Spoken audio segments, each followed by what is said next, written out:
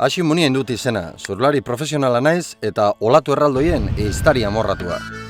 Zarautzeko baserri batean jaio nintzen, Euskal Herrian. Ondorioz, beti izan dut nekazaritza munduarekin harreman zuzena.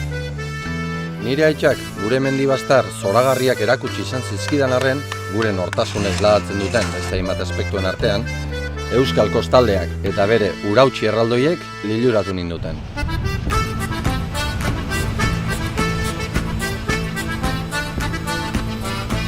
Maila desberdinentzako mota guztietako urautsiak. Noizbenka munduko urorma handienak sortuaz ingurune paregabean. Aski ezaguna da imagin batek 1000 hitzek baino indar gehiago dula.